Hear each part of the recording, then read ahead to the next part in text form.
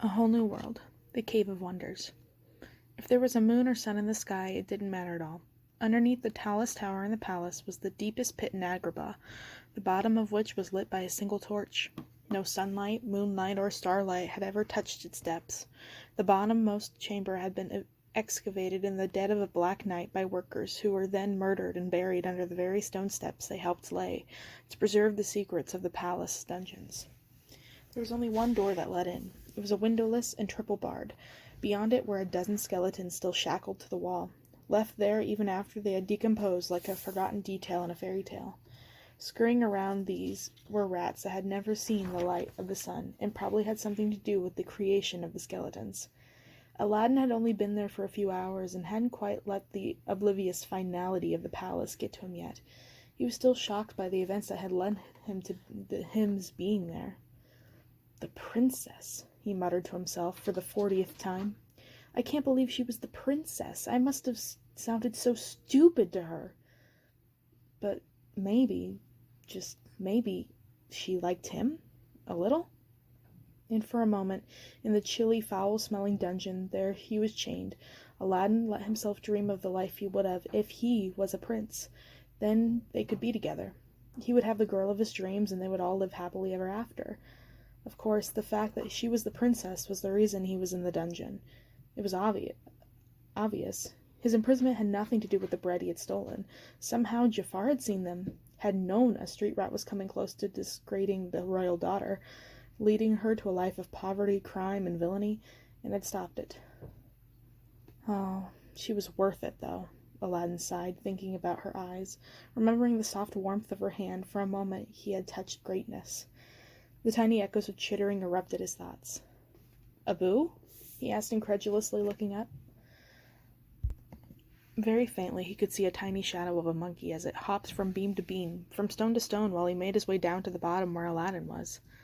Down here, Aladdin called excitedly. Abu dropped onto his shoulder. The boy petted him as best he could by rubbing his head into Abu's furry belly. Hey, boy, I'm glad to see you. Turn around. After enjoying a few more moments of their cuddly reunion, Abu did as directed. Using his teeth, Aladdin carefully extracted a needle he had pinned into Abu's little vest for an occasion such as this.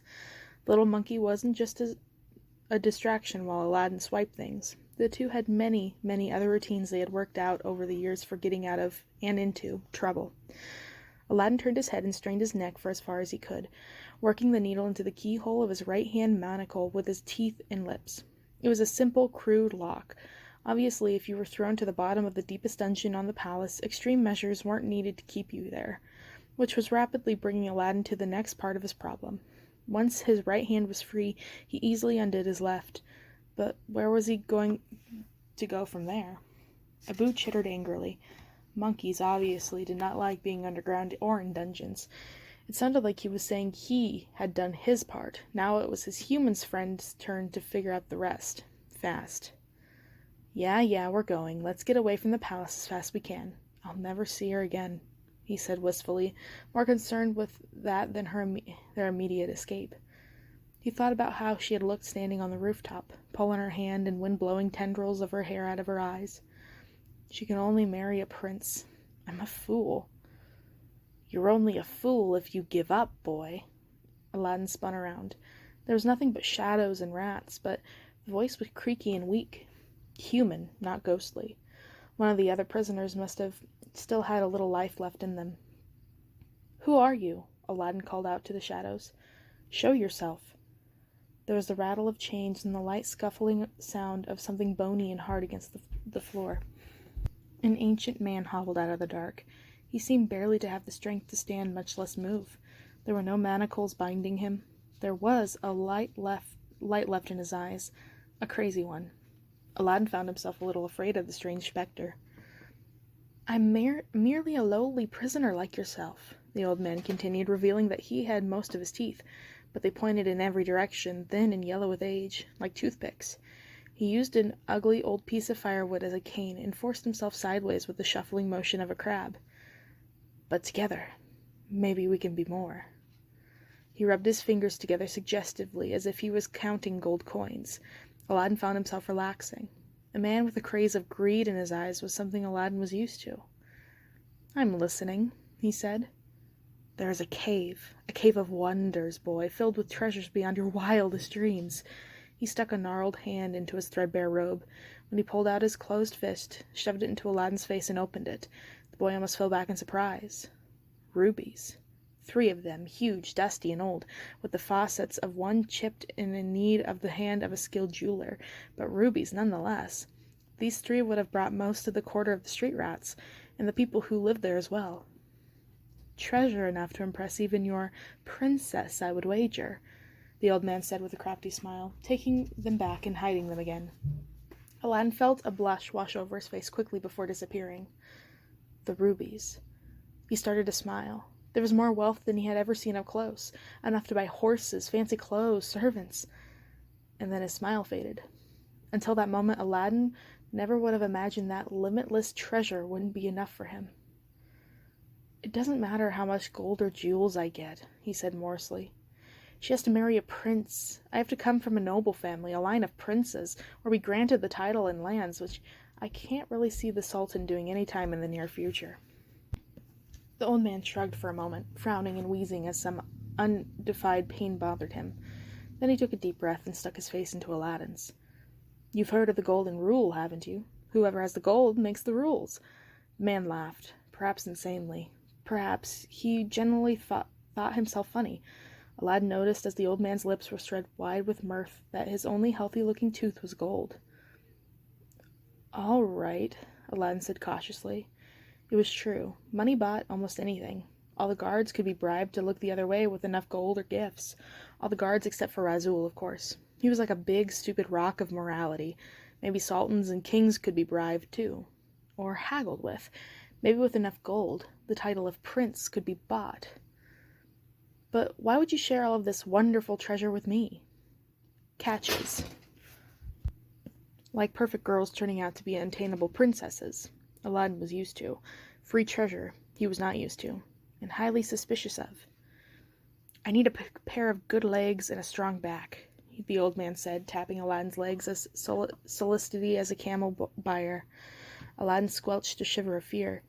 Was the man a sorcerer who meant to literally take Aladdin's back and legs? No, that was foolish, Aladdin told himself, shaking his head. Right? Because the treasure is in a cave, in the desert, the old man spat. I'm not quite as nimble as I used to be. I need you to get it for me and bring it out. Now, do we have a deal? Oh, sure, Aladdin laughed. If it wasn't for the existence of the rubies, he would have thought the old man was completely mad. Except for one thing. The cave is out there, and we're in here. The man cackled. Things aren't always what they seem. He tapped a stone on the wall several times with his cane. It slid aside, slowly, grindingly, but somehow under its own power. So I repeat, the old man said, as if enjoying the taste of every word. He put his hand out. Do we have a deal? Aladdin hesitated. Perhaps the old man really was a sorcerer after all, or an ancient, angry djinn. And then again, treasure. Aladdin squared his shoulders, set his jaw, and shook the old man's hand. After he crawled through the narrow space, Aladdin found himself in a pitch-black cave. Strange, subterranean winds blew frigid one moment and searingly hot the next. The walls suddenly flickered with an evil red light, and a gust of hot air burned the side of Aladdin's face. Abu screamed and clutched Aladdin's neck. The very blood of the earth comes up through here, the old man explained, leading the way with his crabby shuffle. As they rounded a corner, they came upon the source of the flickering red light, a slowly bubbling pool of molten rock that burned hotter than the inside of a smithy's kiln. We are deep beneath the palace now, in the living stone upon which it was built. I had no idea anything like this existed, Aladdin said, full of wonder. And also full of ideas. Caves that led under the city and into the palace? That sounded like a very bad security hole. He wondered if they were anywhere near the vaults that filled with royal gold. Nobody does. Nobody living, that is, the old man cackled. Aladdin again felt the stirrings of fright. But then, what would a ghoul want with treasure? This man was surely alive, and secretive, and insane. Perhaps it was all an act to protect his secrets. They went on. The old man occasionally mumbled and muttered to himself and made squawking noises like a bird, having conversations with the long dead, probably. Aladdin noted with interest how very few splits and turn-offs there were, and how smooth the corridors were. Now then he flicked out his knife to scratch an outcropping or put an arrow in the wall when the old man wasn't looking. Who knew when such a route would be useful again? "Listen, boy," the old man said as they went. "When you go down into the Cave of Wonders, you must not touch anything, except for an old brass lamp you will find down there. There will be rooms of gold, and chests of rubies, and ancient treasures worth 1,000 kingdoms. Touch nothing but the lamp, and you won't come out alive." "Wait, I'm just supposed to walk by piles of gold?" Aladdin scoffed. "You promised me riches, grandfather." "Impeccable," the old man muttered, for such a moment sounding like someone younger. "The lamp gives one power over the Cave of Wonders and its treasures. If you touch anything before it's in your hand, you will die. Bring the lamp to me, and I assure you, you will get what you deserve." "If you say so," Aladdin said, shrugging. When they finally arrived at the surface, it was night. The passage ended in a rather inglorious drain hole near where the work horses and camels were stabled in the back side of the palace, beyond the outer wall. It reeked of animal piss, and Aladdin had to let the old man clamber onto his shoulders to get out. On the bright side, no one was around to see them. Aladdin leapt out and took a deep breath of the fresh air. Although the sky was clear, the stars twinkled madly with desert sand and dust that was blown across them. He frowned. Not a good night to be adventuring in the desert, but fortune favored the brave, and he clearly wanted a fortune. He looked at his companion with a critical eye. The old man seemed to be going to collapse in a pile of bones right there. Aladdin murmured softly to the animals in the stable. He picked out an unflashy, sturdy little horse and lifted the old man onto it. "The stable boy who charges this horse will receive 50 lashes for losing him," the old man said, cackling in delight as he gripped the reins. "We will be back before dawn if your stories are true, grandfather," Aladdin said, dislike for his partner growing, "and I will tip the poor boy well." In the desert the wind swirled the sand into choking dust devils, and Aladdin had to cover his face with his vest. His feet kept slipping into the shifting dunes. The horse was slightly more accustomed to the terrain, but whinnied and protested constantly. This was not an easy trip. The old man looked up at the stars. He muttered into the hump of his back as if conforming his calculations. Eventually, Sirius rose like the eye of a baleful Infru over the chill desert, and they arrived at the solid cliff of bedrock. Below it was a wide bowl, a valley of sand, beautiful in the starlight, but desolate and deadly. There were no plants there, no lizards, not even stray stones. Aladdin helped the old man down off the horse. Muttering and murmuring, the man drew something out of his rags, cupping his hands as if it was alive, as if it was something that might escape. Finally he spread his fingers and revealed the prize. A golden scarab rested in his palm. At first Aladdin thought it was a piece of jewelry or a statue, maybe with a treasure map in the back. Then it opened its golden outer rings to reveal a set of flight wings, made out of gold. It sparkled and glowed and flew into the air with a heavy buzzing sound.